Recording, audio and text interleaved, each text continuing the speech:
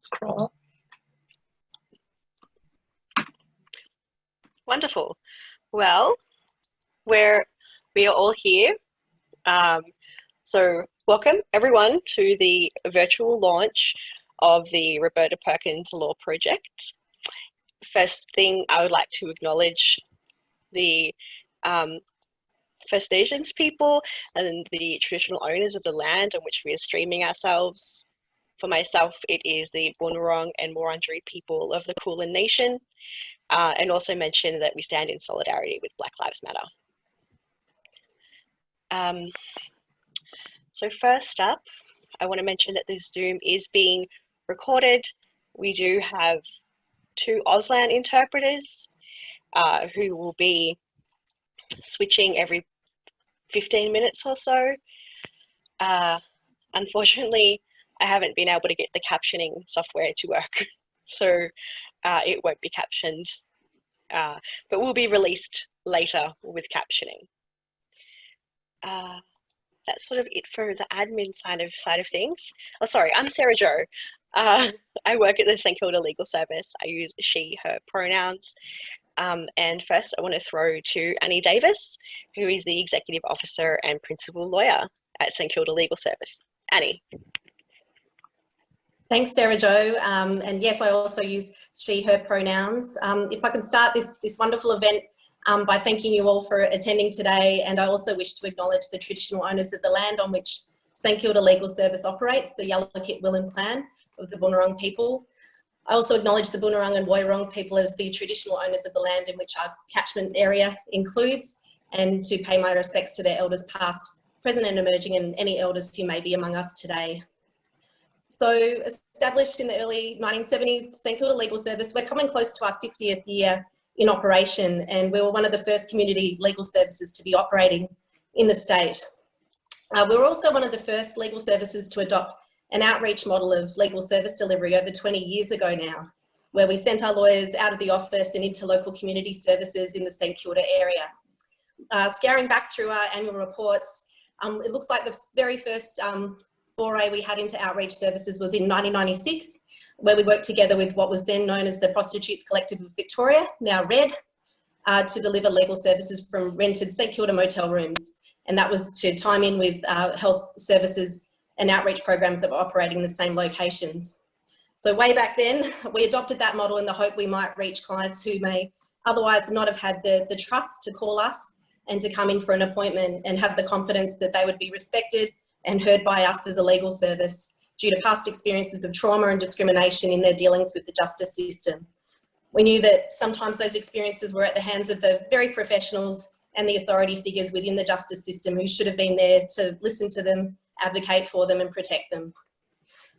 So it was through this approach and model we built more extensively as our community outreach program over the past couple of decades. And it was through this program we began to build trust and came to see more and more clients from the LGBTIQ community who lived, worked and accessed services in the St Kilda area.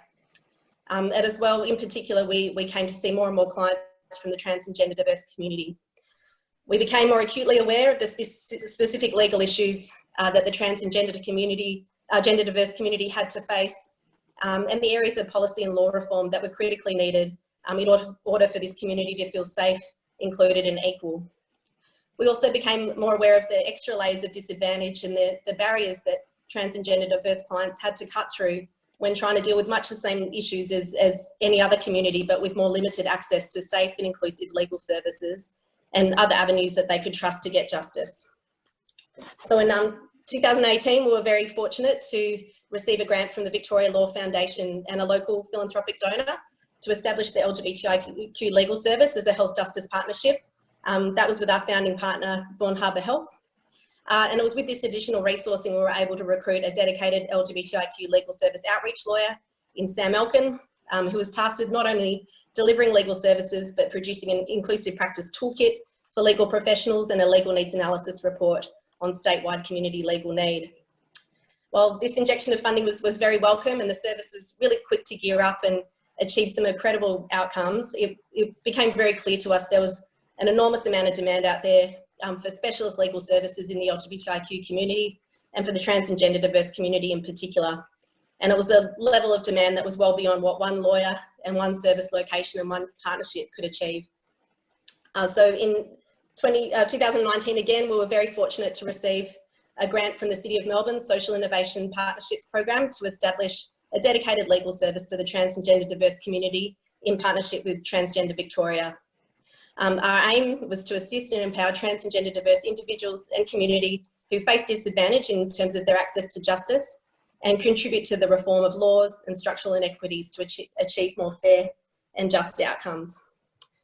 So following our visioning day in mid-2019, which I think many of you here today attended, where we looked at the program logic and how we'd name the service, we softly launched the service later that year and began receiving referrals and working to support a number of trans and gender diverse clients with a wide range of legal issues.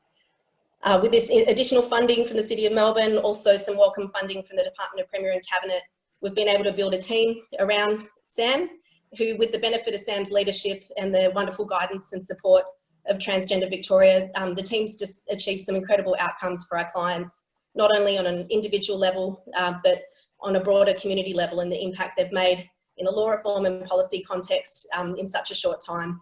I mean, we haven't even hit 1 year yet out of the 2-year project. I just can't wait to see what this team and this partnership can achieve over the next 12 months. To finish, look, it's all the more impressive that this team and this partnership has continued to thrive and make this launch happen despite the extreme challenges of the past few months. I mean, on top of COVID-19 and the disproportionate impact that this pandemic has had on particular individuals and communities, it's been tougher again, as I'm sure it's been for many of us here today, in the context of the Black Lives Matter movement and what's happening in Australia, dealing with yet another wave of the politics of denial we see in Australia of our long and sorry history of police brutality of Indigenous people, people of colour and communities who've defied gender and sexuality norms. But there's also been some positives to come out of these challenging times. And look, one for me, I think particularly on social media, which is often a very dark and unpleasant place to be, but one beautiful thing to see has been greater awareness of the legacy of the Stonewall Uprising and the crucial role of transgender activist Marsha P. Johnson as a leading light of this movement. And it's just been wonderful to see this forum bring to light an understanding of the debt that the current protest movement owes to her and other trans and gender diverse activists like her. So I think closer to home, Roberta Perkins is another activist to whom the social justice movement in Australia owes a great debt for a tireless advocacy for greater inclusion and equality for the trans and gender diverse community, and for the sex worker community who, you know, subject to what might be achieved through the forthcoming review into sex work and decriminalisation in Victoria, continue to face great stigma, discrimination and inequality in this state. So it's such a privilege for us to launch this legal service program under her name today, and we're very grateful to Roberta's family and next of kin for giving us their blessing to name this service in her honour. So thank you all again for attending and for our partners and speakers today. And I look forward to learning much more about Roberta and from continuing to learn from you all as we continue on with this wonderful project. Thank you, Annie. So I should have mentioned how we're going to structure today. We're going to have some friends and family of Eurydice speak, as well as a historian, Geraldine Feller, talk about a small research project that they've put together, as well as sharing some images from the Australian Lesbian and Gay Archive. And so next I want to throw to Eurydice Aroni, who was a friend and executive of the estate of Roberta Perkins, and is also, I think, a journalism academic at UTS, University of Technology, Sydney. Yeah, Eurydice. Thank you, Sarah Jo, and thank you, everyone. I've just gotten sound, so I'm so sorry I missed Annie's introduction, and please forgive me if I repeat things. Sarah, could you give me just a little idea about how long you would like me to talk for, because I've sort of missed so much? Yeah, certainly. So I've given you 5 to 10 minutes. Okay, lovely. Yeah, That's what and to sort of say thank you from the family, as well as some personal remembrances. And I think we also have Deb in the audience. So Deb, if you would like to join the panelists or just say something in your own voice, please let me know. There should be a small button that says raise your hand, and I will be able to join, add you. That's great. That's great that Deb could be here. So first of all, yes, thank you. It's very exciting to think that Roberta's been acknowledged in this way. She would be absolutely over the moon about this. She was an extraordinary person, and just to give a little bit of background about our friendship, I first met Roberta in the 1980s.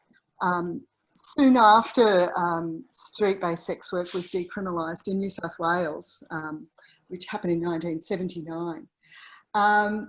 And Roberta was one of the, was very quick to she was already doing her master's thesis.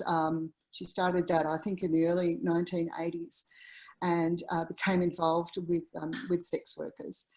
And just to jump ahead a bit, in 1985, I too was working in Sydney in a small, at that time, illegal brothel. And we were under some pressure from our owners, from the owners of the brothel, and we went on strike.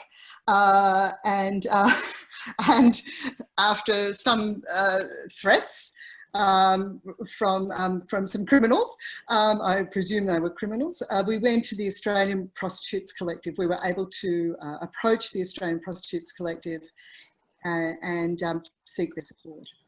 And that was a turning point for me, obviously, and a turning point for many. And this story that I tell is probably the story of many people, especially young sex workers in Sydney working in a criminal environment.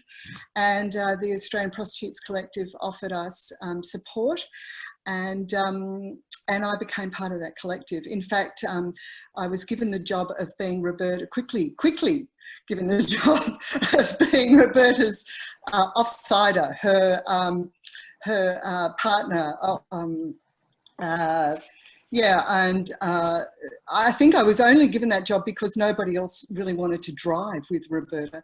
She was a ferocious driver and thought of herself as a racing car driver, and no one else really wanted to be in the car with her. So I was lucky enough to be given that job as a youngster. And we would drive around Sydney visiting every sex worker we could find, and going to every brothel that we could find, and even knocking on motel doors together in regional Australia for a couple of years. Anyway, it was an extremely exciting time, and I was just you know, enraptured by her enthusiasm and her courage.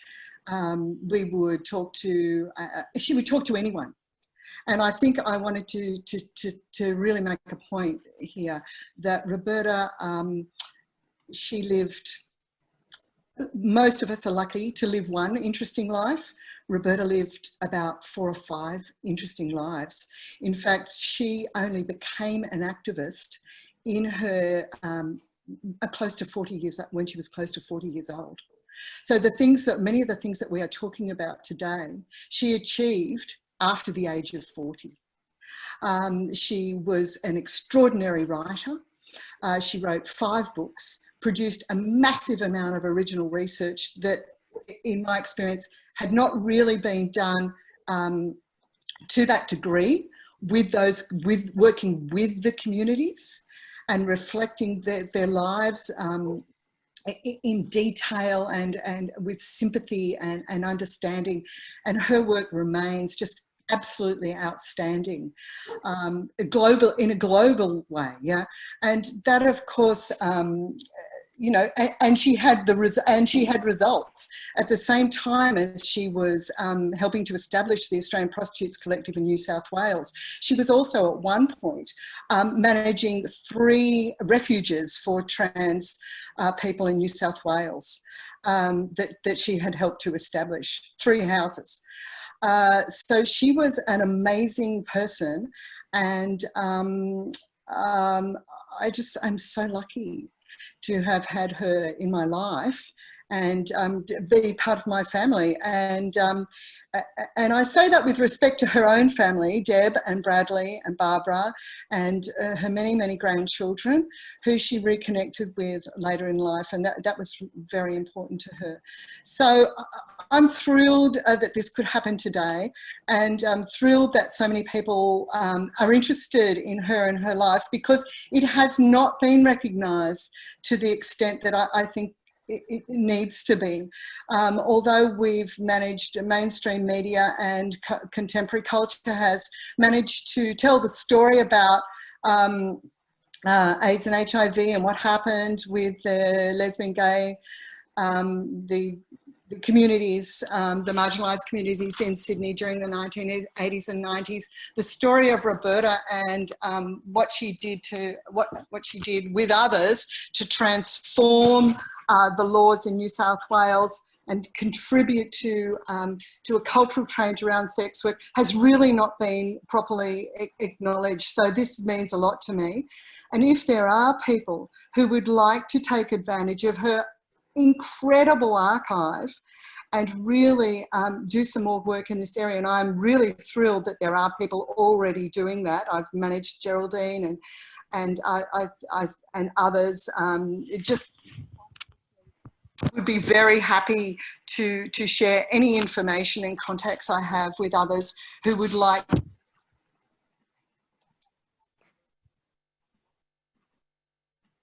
Eurydice, I think you've gone, I think you've muted. Thank you. Thank you very much. Thank you on behalf of myself and the Roberta family. Thank you. Eurydice? Sorry, I don't think anyone could hear you for that last little bit. Oh, can you hear me now? That's better. Sorry, I just said thank you. I've gone over time, obviously. But I'd like people, did you hear me say if anyone wants to have any more information or contacts or, yes, okay, that's the main point I wanted to make. Thank you. Thanks, Eurydice. And Deb, she's Roberta's daughter, I believe. I'm sorry, I haven't actually met a lot of you in person. Yeah, if you would like to say something, please just raise your hand, or you can pop it in the chat, and I can let you say something. Next, I wanted to go over to our very own Sam Elkin, just to discuss sort of the setup of the project, but also like how we've been working, and then introduce Geraldine as well. Thanks, Sarah Jo. Hi, everyone. For anyone that doesn't know me, my name's Sam Elkin. I use he, him, or they, them pronouns. So, yeah, I'll try and make this quick. I just wanted to let you all know a little bit about the project in terms of what we do.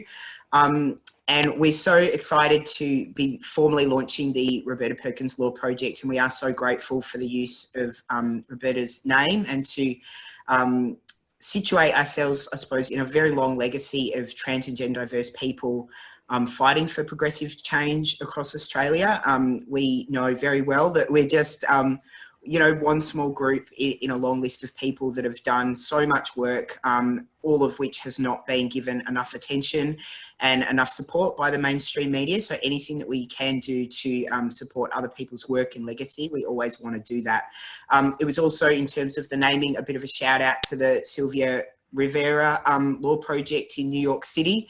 that I've been incredibly inspired by. I've never had a chance to go up there and see what those activists in New York do, but I do follow them on the internet, and I'm really inspired by their progressive approach to organising around the law in a more kind of, I suppose, progressive and way where they try and get people with lived experiences involved in the projects as possible. I think it's really interesting. It's something that I really want to continue to do in this project.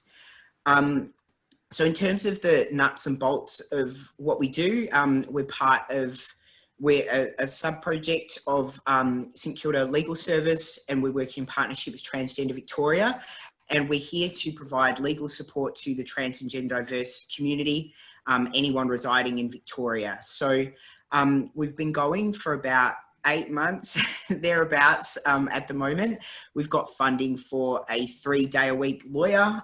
So I am doing most of the legal work for that. So I work as a lawyer and also coordinate the LGBTIQ legal service. So in that time, we have managed to do quite a lot of things that I'm really, really proud of. We've done 2 years of the Change Your ID Day project now, which is designed to help trans and gender diverse Victorians change their ID in a safe and supportive environment. Because of COVID this year, we had to do it online, but it was a good opportunity to celebrate the fantastic law reform efforts that has meant that people can change their ID without having to have surgery to their reproductive organs here in Victoria. So that was an awesome event that we did recently. We've also tried to really get stuck into some law reform efforts. So there's an ongoing push to change anti-vilification laws in Victoria so that LGBTIQ people and trans and gender diverse people in particular can be protected by those laws. So that's a campaign that we're continuing to work on. We're also well aware of the religious discrimination bill and the issues that poses for our trans and gender diverse community.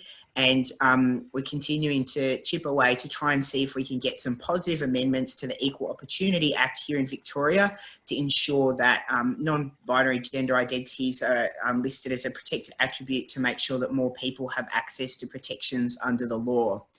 In terms of the casework that we've done over the last 9 months, a real theme of our work has been discrimination in healthcare for trans and gender diverse people and discrimination in employment. So that's why we think our efforts around the Equal Opportunity Act and to stop the religious discrimination bill is so important, because we know that trans and gender diverse people are already having problems around access to healthcare, and we want to do what we can to support people. And another thing that I should mention that we've been doing a lot of, we've had a real influx of requests for assistance from trans and gender diverse prisoners, many of whom are currently housed in prisons of the wrong gender and are experiencing a whole range of legal issues, including persistent sexual harassment, discrimination in terms of their ability to access healthcare in a safe and timely manner, and a raft of protections like the ability for them to change their name while in prison, or have their name and their gender identity recognised on a day-to-day basis while in custody. So we've got a lot of work to do, and that the idea that we're going to be able to do this all, with one part-time lawyer for 2 years is perhaps a little bit unrealistic, but we're going to do what we can to transform the law to make sure that trans and gender diverse Victorians are supported, and to make sure that we can actually help people with their individual legal needs as well, because we know that due to systemic discrimination and stigma, many of us just simply don't have the ability to kind of live safe, happy, and easy lives unhindered by legal issues that other people don't have. So I'm so proud to be a part of this project. It really is a bit of a dream come true. It's at times incredibly difficult, but I'm so grateful for the opportunity to work in this area of law. As a trans person myself, I know what it's like to be discriminated against and stigmatised, and so it is, yeah, just really a wonderful opportunity. So I'm so grateful for everybody for listening today and for supporting our work. I'm so grateful to our volunteers who have been, you know, helping us out since we started the LGBTIQ legal service over 2 years ago. We've got such a amazing group of people that are around this project and have supported us in so many ways. One of those people of many is Geraldine, who I'll introduce now.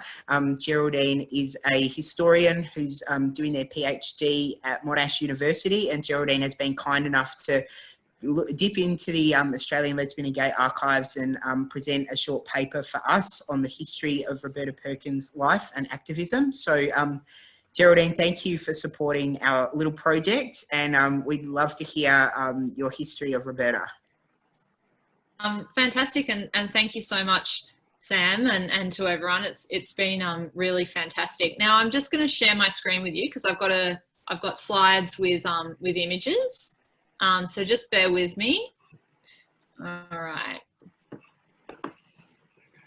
We also have Nick Henderson from the archives with us as well. That's right, we do. All right, so can everyone see that? Yeah, all right. So I've just realized I can't also see my notes, which is a little bit annoying. So we might just have to do it a kind of slightly up. All right, so I'll start with this and just make it bigger. All right, how's that for everyone? Is that good? One moment, I think I've lost,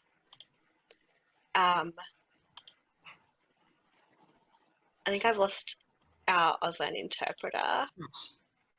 No. I can see Tyson. You can? Yep.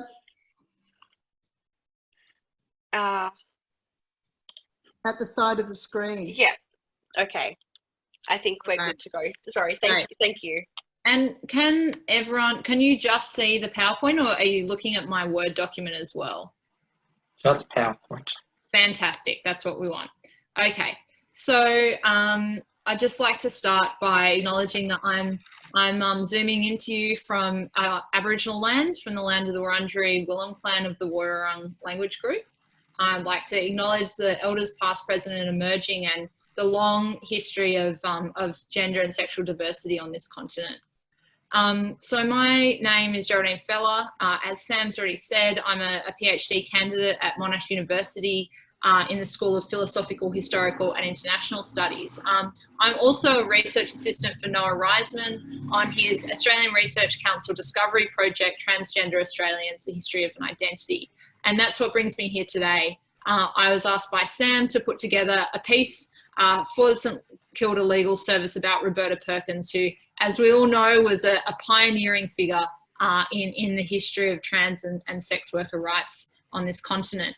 And to do this, I was lucky enough to be able to access the Roberta Perkins papers, which I held at the Australian Gay and Lesbian Archives, which is an incredible archive of Roberta's writing, photos and research. And Nick Henderson's here, and he'll speak to that a little later as well.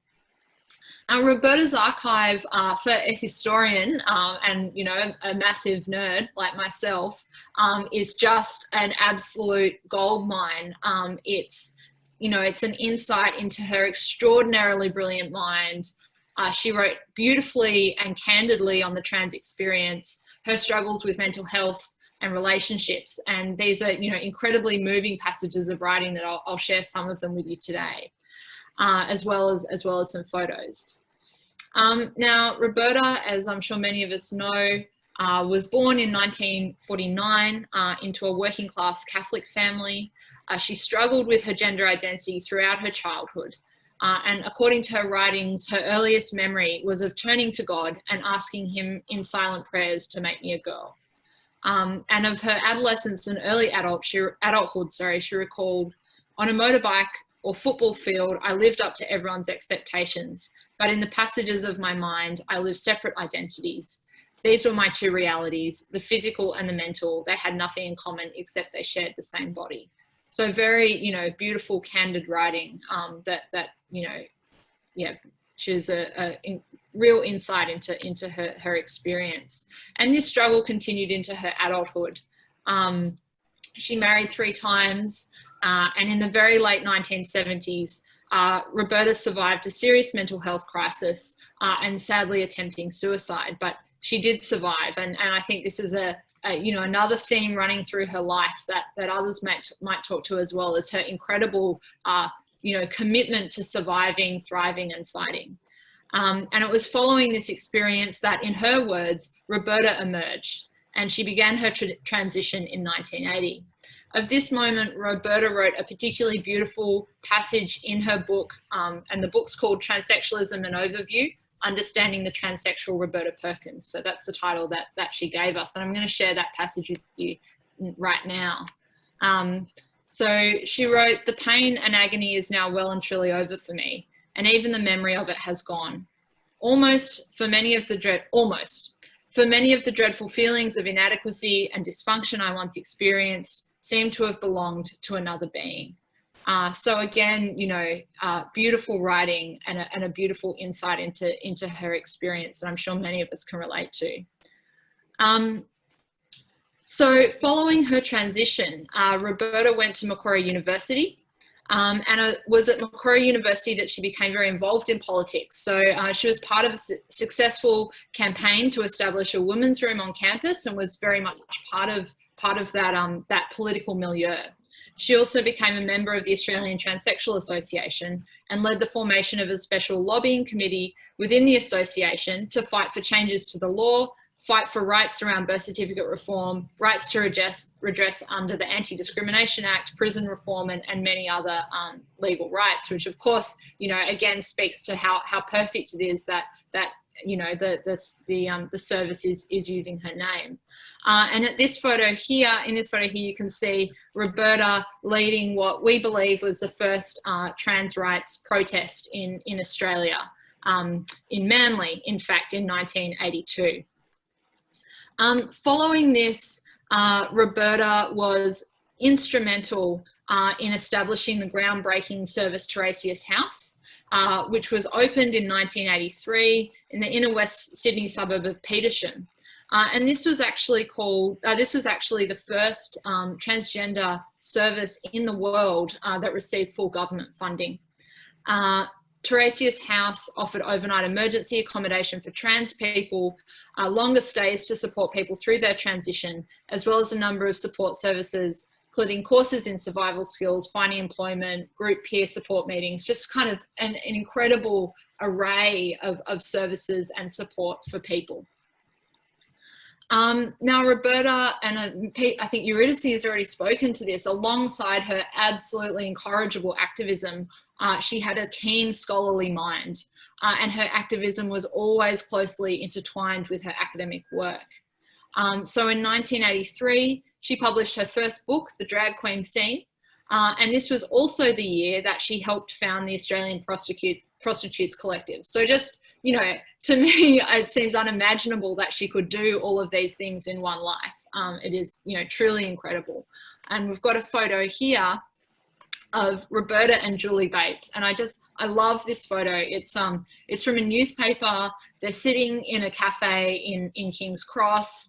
You can just imagine, I think they're probably having a lot of fun, and talking about what they're doing, organising, conducting this incredible groundbreaking research. So she worked really closely with Julie Bates. I'm sure many of us know who Julie Bates is, a well-known advocate for sex workers' rights and the rights of injecting drug users.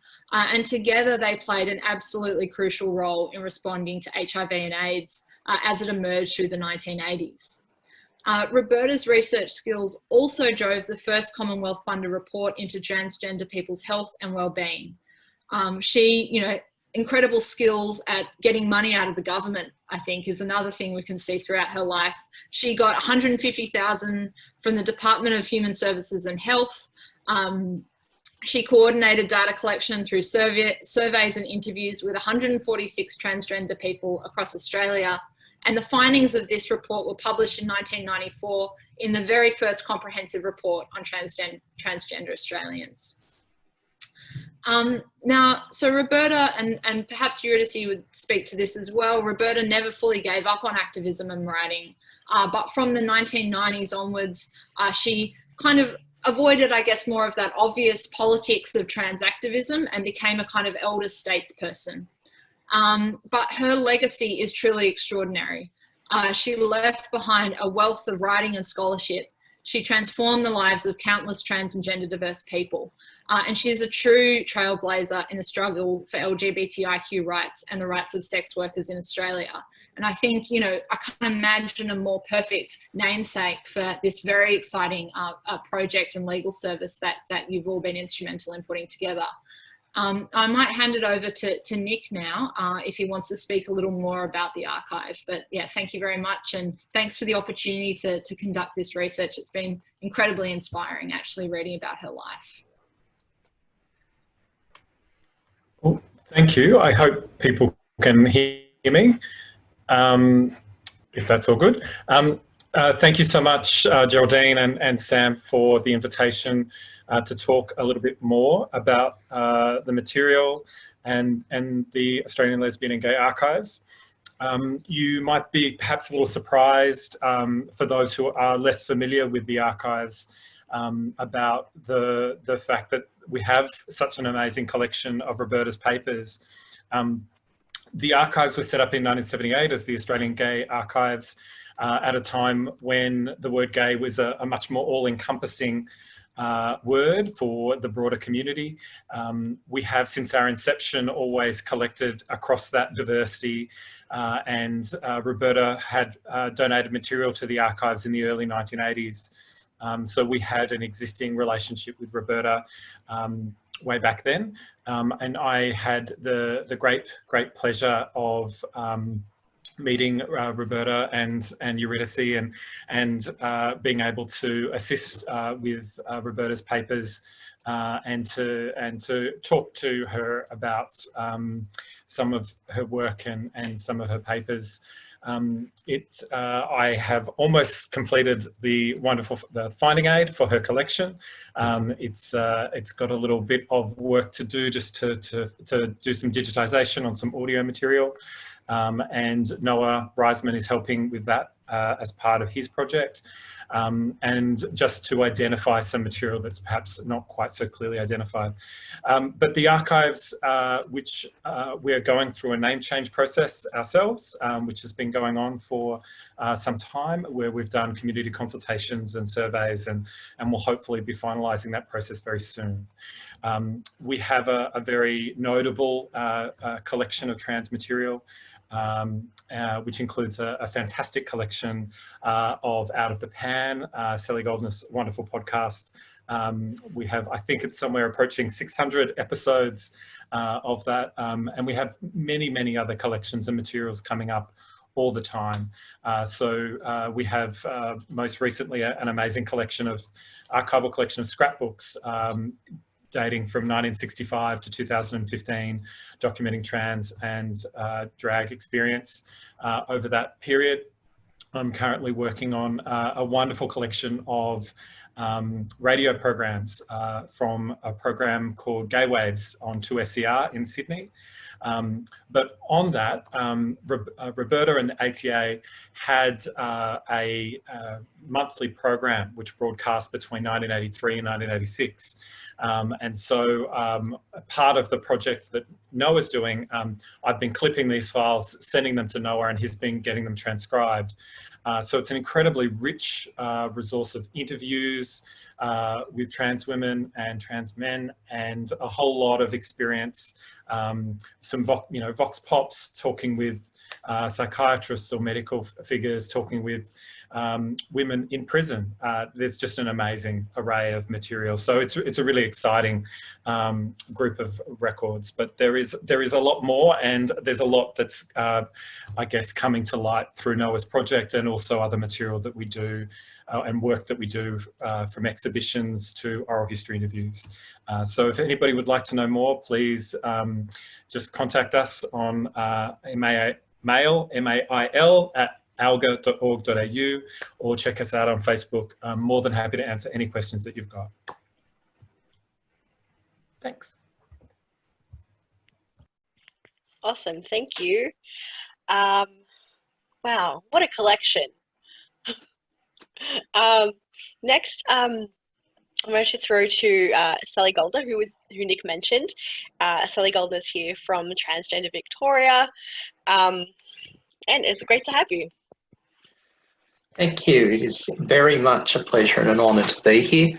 I would acknowledge that I'm coming to you via the interwebs, starting from the lands of the Wurundjeri people of the Kulin Nation, and pay my respects to elders past, present and emerging, and acknowledging any Aboriginal and or Torres Strait Islander peoples on the video conference today. And can only just strongly reiterate all that was said at the start about this need for solidarity and that Black Lives Matter, acknowledging my white Anglo-Saxon non-Aboriginal privileges.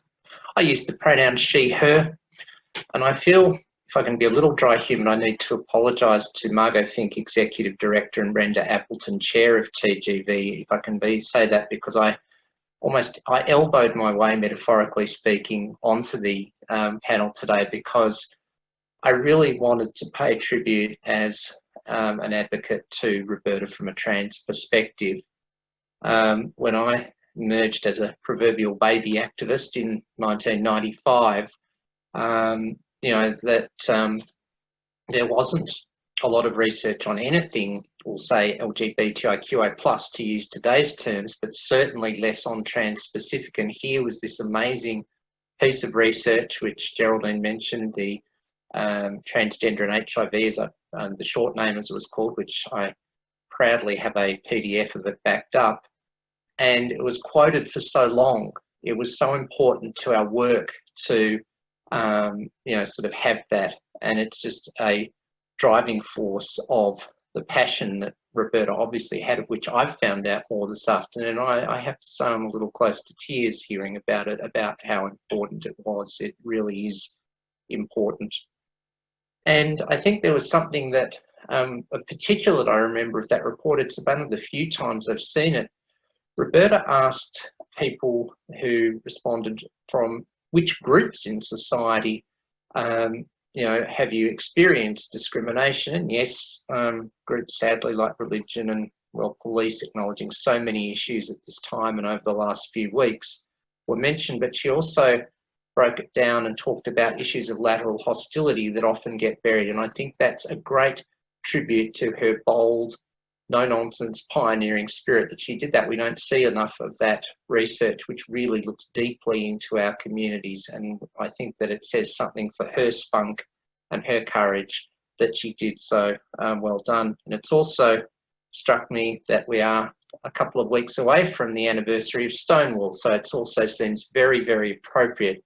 But although we wanted to have this launch earlier, it's almost been delayed for a good reason, that we're having it so close to that time. And I think that from all I'm hearing of Roberta, she would be pretty rapt that it's happening in this month. I never met her, which I have to say, it's one of those things that never happened. It's a small regret, but you know, she definitely carried her spirit along. I also want to say also that it's so good that the project is about, there's got to be a pun in it when it's with me, it's about transforming the law. That's always a good thing.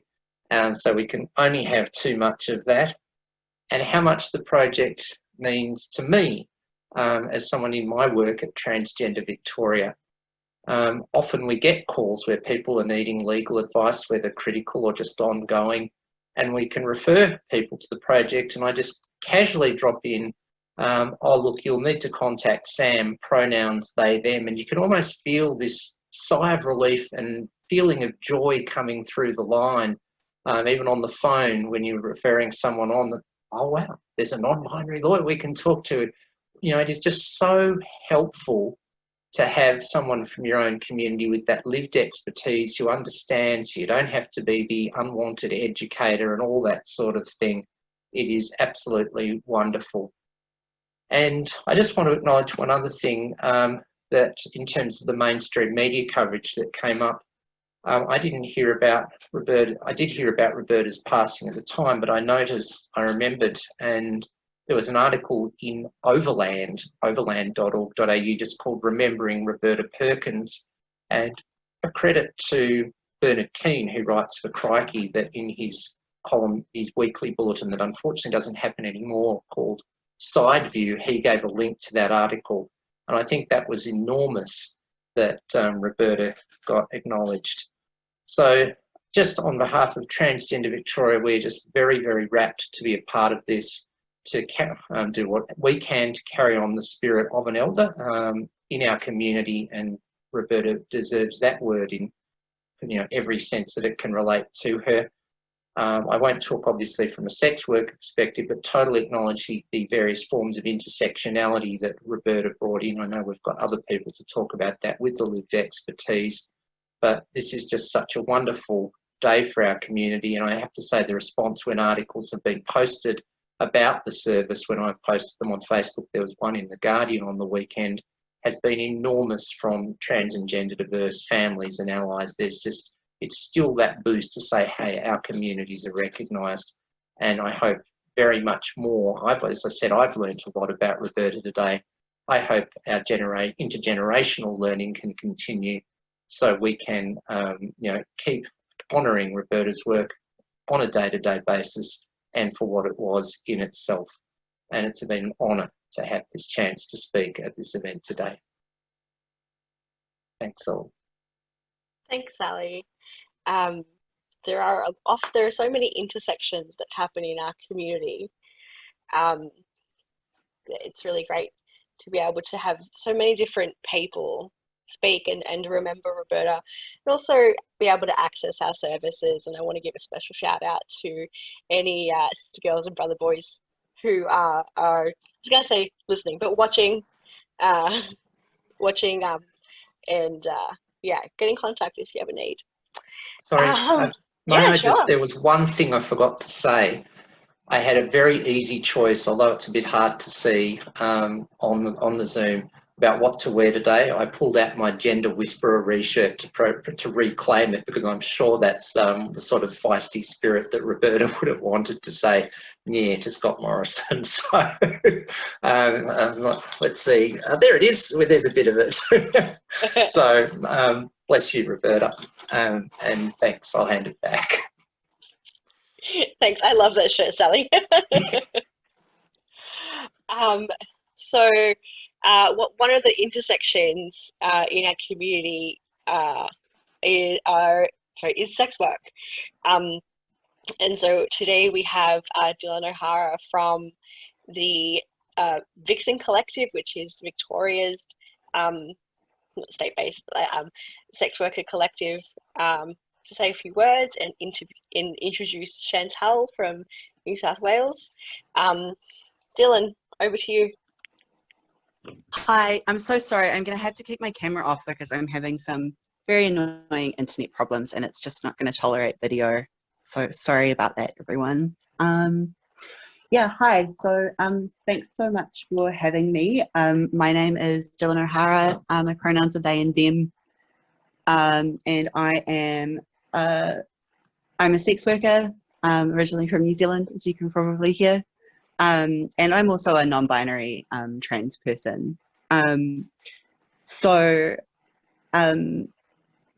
the moment, my role I've been involved with Vixen Collective for a long time, and at the moment my role is decriminalisation campaign coordinator. So just for anyone who doesn't know, Vixen, as mentioned, is Victoria's peer-only sex worker organisation. So we're completely by and for sex workers, past and present. There's no one else involved, sex workers only. And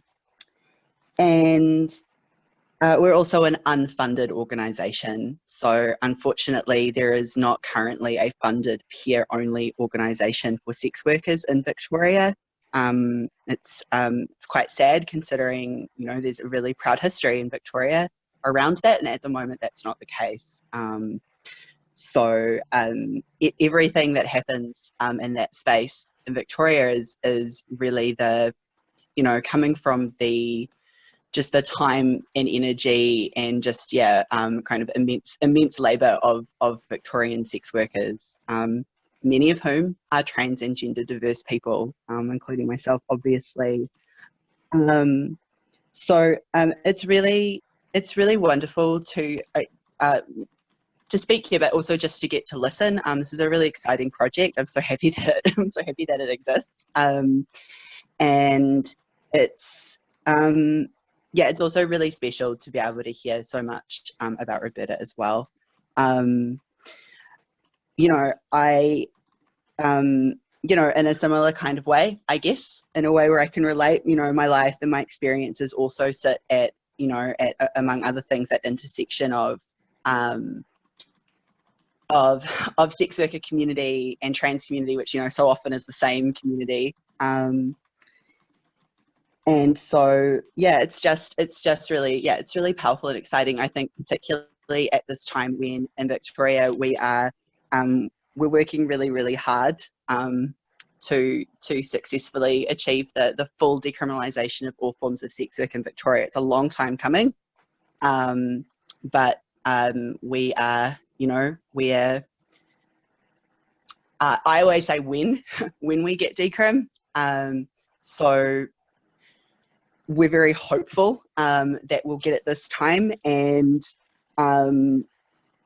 I think just at the moment, you know, talking about and hearing about the things that we're talking about at this event, and also considering so many things happening, you know, at the moment, both here in the various places we all are in so-called Australia, and also in the US and so many other places. I think it's a really, it's been a very interesting time to be thinking about the decriminalisation of sex work and all the kind of, I guess, different parts of sex worker community, and to think about what that means. And so I kind of just want to invite people, particularly anyone who might be here, who might be a peer, you know, as a sex worker and as a trans person, both kinds of peers, to kind of, I guess, join me in thinking at the moment about what decriminalisation of sex work could mean beyond simply decriminalisation. You know, it's the start.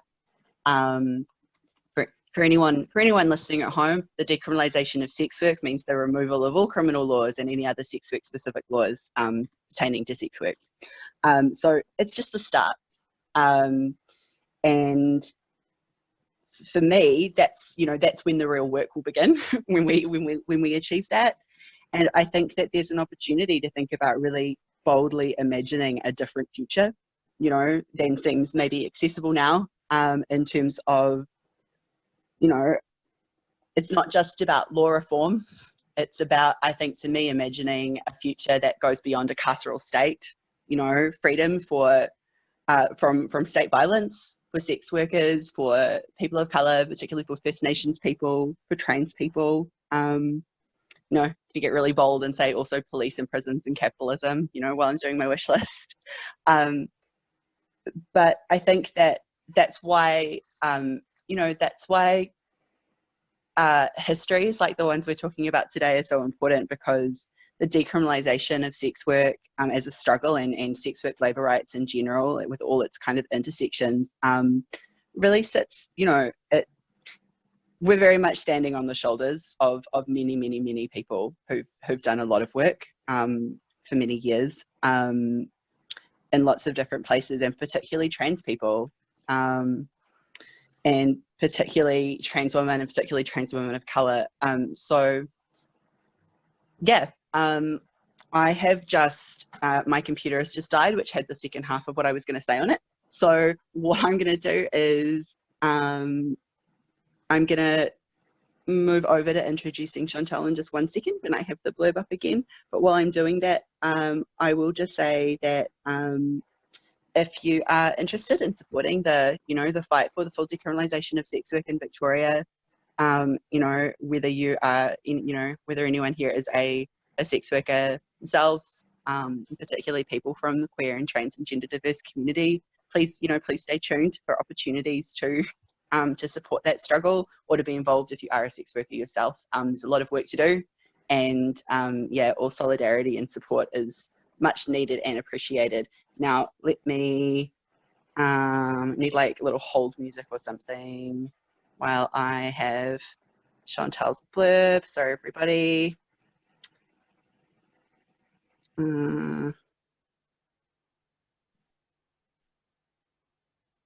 Okay. Chantal, I'm going to introduce you now. Are you ready once I do that? Yeah, great. Okay. So I'm going to hand over now to Chantal, who's going to talk about some kind of different stuff. So Chantal Martin works for the Sex Workers Outreach Project, SWAP, as their trans outreach and community service worker, and is based in Sydney. As a peer sex worker with unique experiences, Chantal is able to navigate and communicate with her peers in an appropriate manner. And Chantal's role involves building strong relationships with her peers who are street-based, pilot and private sex workers within the New South Wales sex industry. This also includes making referrals to other support services within the community who work with people in the sex industry. Chantal's community service role involves liaison and advocacy work with support services, visits to trans sex workers in male prisons, offering peer support and referrals, working closely with partner organisations and sitting on interagency meetings with the King's Cross Police, legal and sexual health services. This is all a major focus that Chantal pursues to ensure the best possible outcomes for all sex workers. I'll hand over to you now. Thank you, Dylan. That was a wonderful blurb. It was a little bit longer than I thought. I think it sounded a little bit longer than what I'm going to say. It's all good. I liked it. Oh, thank you. Before I start, I would like to show my respect and acknowledge the traditional custodians of the land, of elders past and present on which this meeting takes place. I'm beaming in from the Wangal country up here in New South Wales, and I would like to acknowledge any of my brother boys and my sister girls and all trans sex workers and all of the trans community who are on here today. Yeah, wow. You know what, I had it planned what I was going to say, and now it's gone out the door. Oh, yes. I wanted to acknowledge also Deb. Deb, I'm here, love you out there, Roberta's daughter. Look, I guess I wanted to share a little bit of my personal life from knowing Roberta. I came from New Zealand and in the early 80s, and I started sex work in the Cross. And it was around about that time that I met Roberta, and can I just say that she was a force to be reckoned with. Absolutely. She was so forward. It was almost bordering on bullying, I can tell you. But she needed to do what she wanted to do, because it would never have got done if she didn't do it any other way. And I was fortunate enough to meet her back in the day, and was one of those girls that did the survey, one of the many surveys that she was doing. And I remember her standing down on the street, and I had just done a job and got back from my job, and I was walking up towards her, and because she was a working girl I didn't recognize, and she came straight up to me. She goes, "Right, you, I need to speak to you. You've got to do the survey." It wasn't, "Would you like to do the survey?" You know, it was, "You need to do the survey." You know, it was really forceful, and I thought, oh my God, who is this person?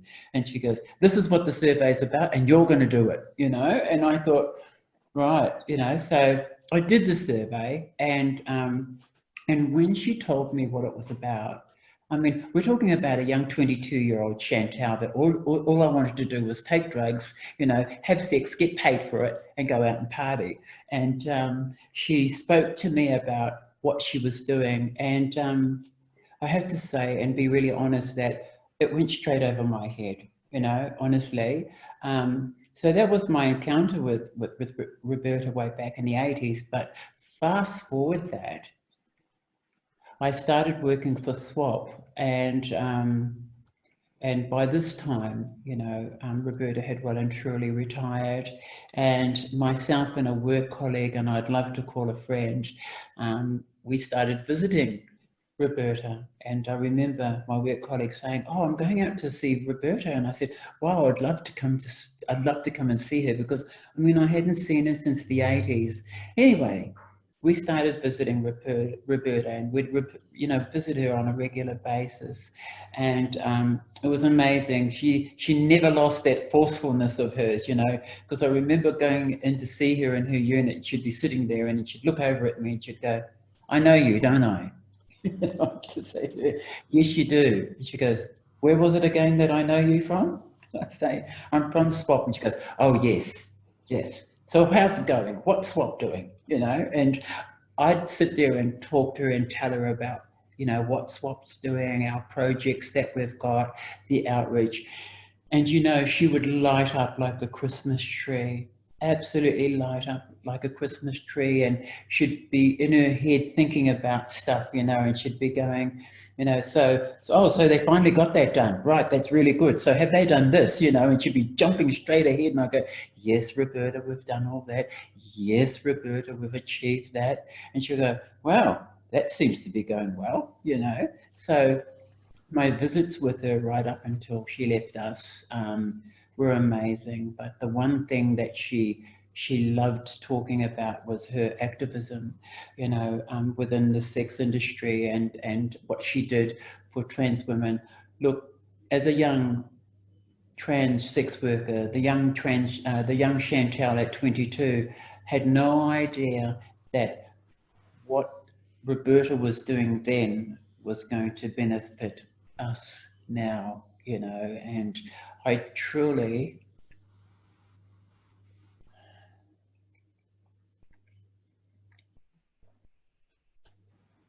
truly grateful for what she's done. And through her hard work, we've managed to push through a lot of barriers.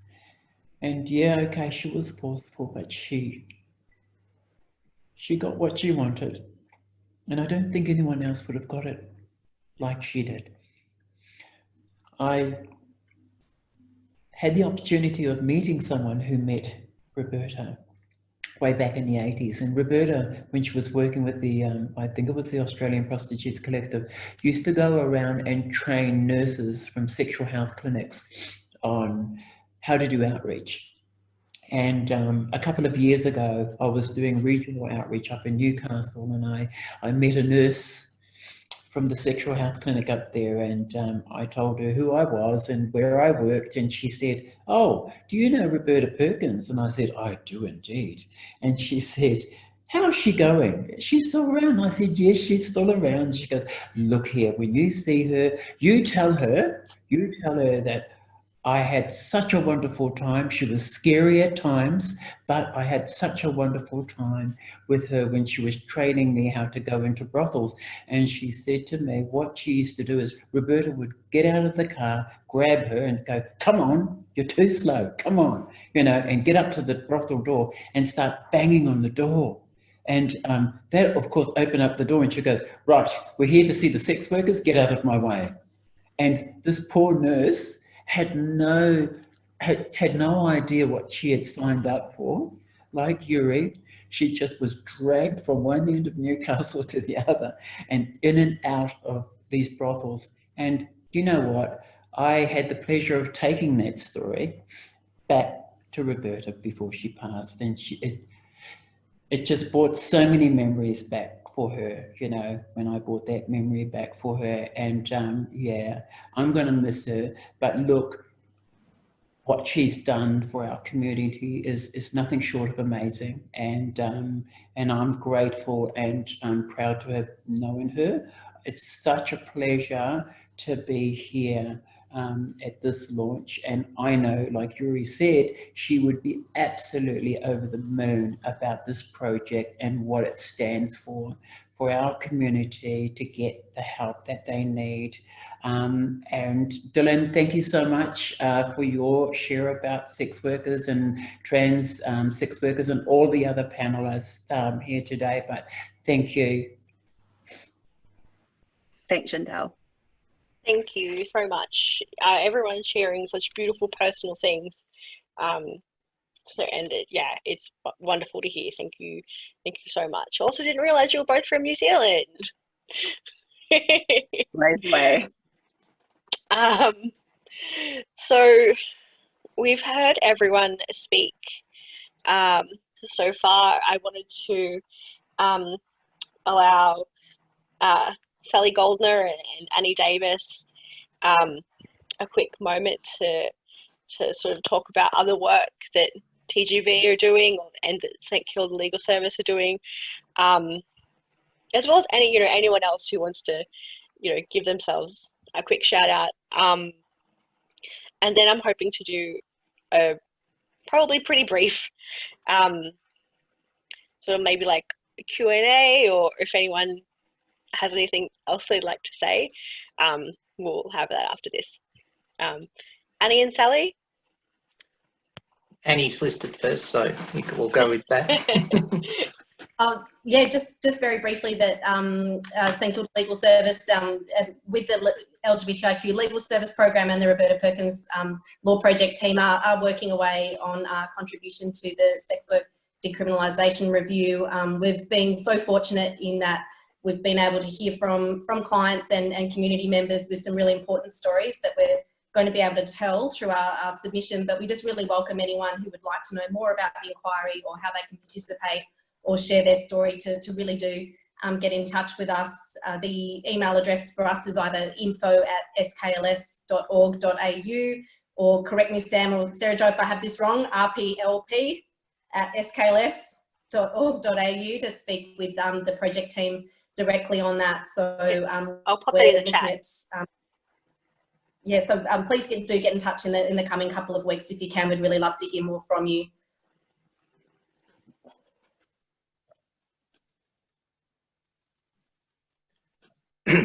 And from my end over at Transgender Victoria, it's busy times, and I just wanted to mention a few things. That our peer support project to Transgender Victoria, in conjunction with Department of Premier and Cabinet, is now rocketing along at full swing, and so watch for various projects that I know are going on around Victoria, ranging from ones in Bendigo to writing projects to all sorts of things, and that could be a great way for building your skills if you're a trans or gender diverse non-binary person.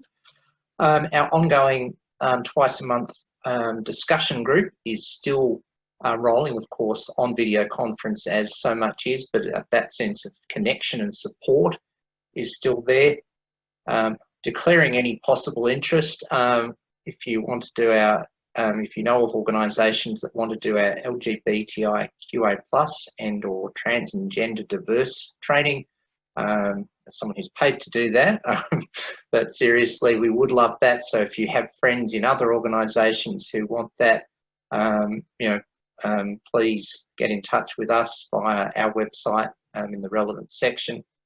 And well, old accountants never die or something. It is that time of year where TGV is tax deductible, but I'd really say there are probably so many organisations that have that.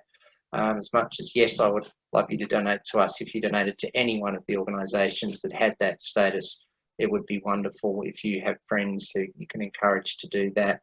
So our work is going on, and I've probably only touched on bits of it. There is so much going on through the TGV team. And also, if you want to volunteer with us, you can do that. Get in touch via our website, and the fabulous Darcy will, hook you up in there. So yeah, there's lots going on, and I think for me, as someone who's not, is a as I like to say, a middle-aged chook in a pansexual, not quite, not in a senior status. As someone who's been involved for a long time, it is wonderful to see so many things going on like this.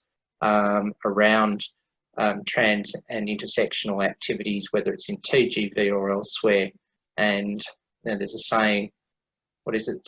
Sometimes one generation plants the trees, the next sits in the shade. Well, sometimes I think that's becoming obsolete, because I'm seeing a lot of the shade coming up, and it is really wonderful to see. And the project today, and also, yes, very much acknowledging City of Melbourne once again, is sensational, and let's just keep it rolling. If I can squeeze in one more plug too, while we're at it. Again, yes, thanks very much to the City of Melbourne for funding this project so generously, and we do have, you know, just over a year to go, which is wonderful, but it's something that you'll be hearing a lot more about from St Kilda Legal Service and the LGBTIQ Legal Service, that critical aspects of our funding for services we currently operate is coming to an end. So we are looking at needing to scale back services or suspend them. For Health Justice Partnership with Thorn Harbour Health, we may have to limit what we can do for many of their programs, and also our capacity to respond to statewide legal need through our website. So you'll be hearing more about our funding situation if a lifeline does not come through very soon from government, and also ways that you might be able to support us through our website. So please stay tuned for more information on that. Yeah. There are a lot of comments in the Zoom webinar chat that everyone can check out. There was not everyone can see all of the chat. Sometimes people have written just to the panelists. But I wanted to mention Fiona Patton has written, "Congratulations, I have such fond memories of Roberta, and so many of us would not be here without her. I apologise that I have to leave, but look forward to helping out if I can." And also from the as the City of Melbourne, yeah, they're proud to partner with the project, and congratulations to Sam and the team, and they look forward to seeing the project grow and develop, providing invaluable support for transgender, diverse and non-binary Melburnians and beyond. And yeah, if anyone would like to say the last few words or ask any questions, there is a Q&A function, but I haven't really been yeah, it hasn't been used. That was an oversight on my part. Yeah, we do have Matthew saying, "Thank you so much to all, fantastic. Wondering what the religious bill's intention is about and what their basis is." Because we were in the Guardian over the weekend. Yeah. Well, Sam, perhaps you and I might want to comment on that. I mean, what its claimed intention and its actual intention might be two different things. I mean, its claimed intention, which would be fair if it was, is to protect people from discrimination on the basis of religion at a federal level. But in summary, as a layperson, the way it's written is that it will result in massive discrimination for LGBTI, people with disabilities, women, and I can't speak directly for sex workers, but my guess is it probably would on that as front as well. I hadn't really thought of that in terms of how many laws it can override. But Sam, legally, sort of, and from any perspective, dive in. Yeah, thanks, Sally, and thanks for the question. The bill at the moment, we're not quite sure what's going on with it. We've heard that it might be put in the next few months. It's kind of been shelved, but we think that it'll be back at some point. But basically, it's seeking to, I guess, change the landscape in terms of anti-discrimination law, and the ultimate result will mean that some people, such as trans and gender diverse people and other kinds of people, could legally be refused, say, for example, medical treatment if the medical practitioner doesn't want to treat that person on religious grounds. So it's something that we remain really concerned about. We know that trans and gender diverse people, particularly in regional and remote areas, might have only one or two providers that they can get healthcare support from. So we're really concerned about what the implications of that is. And given that so many trans and gender diverse people already have genuine fear around stigma and discrimination when receiving healthcare treatment. We're worried that not only will people be refused, but that the result, flow-on effect, will be that trans and gender diverse people and other people don't even attempt to get their health needs met. I think that's one of the other really scary things about this bill. And I will mention right at the top, Jeremy mentioned his project that he's coordinating at the moment. Your Community Health and others have a trans and gender diverse in community health project, which is really, really amazing, and I've really enjoyed being a part of. So there's a whole new service basically that trans and gender diverse people can access across Victoria in order to get healthcare. I don't know if Jeremy's still around, but Jeremy, feel free to do a shout out to your project, because that's huge, and having the peer navigators to refer to, particularly for people that are either still in prison or might be exiting prison, has been huge, because we know people that have been incarcerated or who are at risk have a whole bunch of healthcare issues that aren't dealt with adequately at the moment. So it's just been wonderful. And so much of what we're talking about in this space is really at the intersection of law and health. So yeah, working in partnership with all of these different organisations has just been awesome.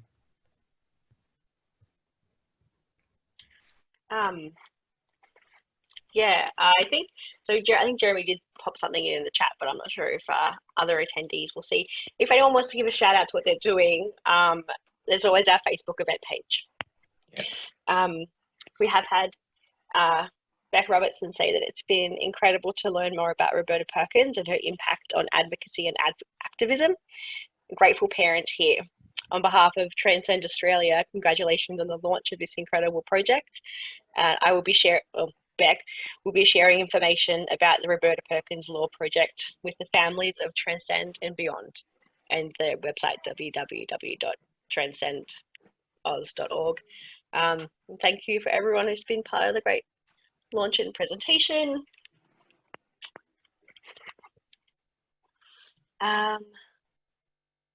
AJ's just asking, can we keep everybody up to date about this? What about another Zoom? We haven't thought beyond today in terms of Zoom, maybe, but certainly we're planning on starting a newsletter. We've discussed doing this for a long time, and we are actually going to start releasing a newsletter so that people can stay across the work that we're doing in terms of law reform, community campaigning, and what all of our partners are doing as well. So we'll let you all, I imagine that we'll have some sort of way of sending an email to all of the people that attended this. I'm just imagining that's a thing that can happen. If indeed it is, we will send you an email out when we do the first newsletter so that you can stay up to date with what we're doing, and we would really appreciate staying in touch. There's so much interesting work going on across Australia, and although we're a statewide project, so much of this stuff, you know, is a national issue. So creating new partnerships across the country would be really fantastic.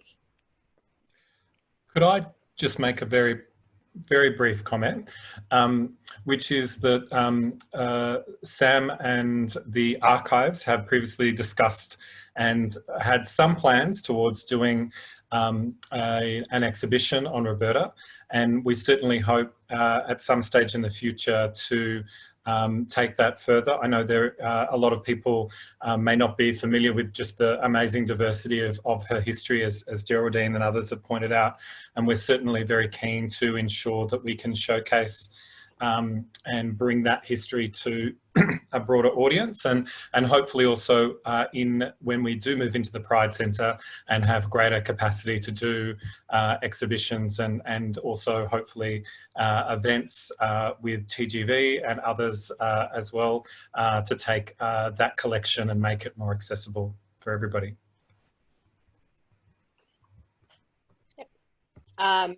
So Verena, this launch will be recorded and shared publicly.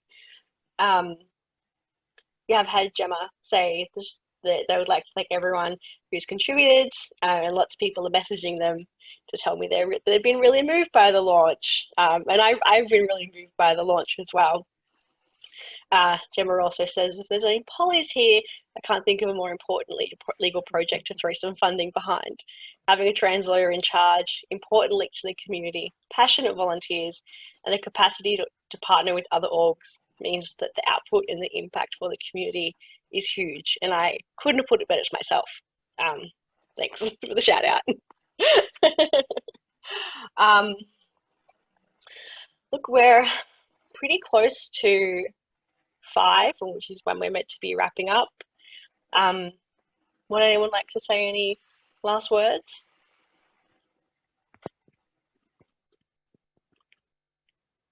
Just for me, I just echo the strong emotion of this event. It's just been amazing and intersectional and very, very, very beautiful and very heartfelt. I can only just re-emphasize that. It's been, yeah, community at its best. Yeah, it's been really amazing. Yeah, so I guess that's it. Thank you everyone for joining. Don't forget to unmute yourself when you're saying goodbye. I want to hear your voices. Thanks everyone, that was fantastic. Really enjoyed it. Wonderful. Thanks, everyone. Please, somebody write a book about Roberta, please. Yeah. Come on. Thanks so much, everyone. Thank you.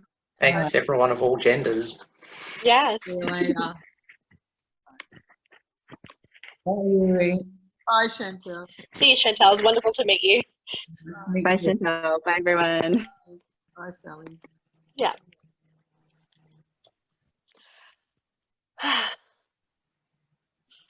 All right. Thanks to Jerry and Tyson as well. Sorry, I should have given you an earlier shout out. Not at all. That's okay. Thank you very much. Wonderful. All right, I'm going to end the meeting.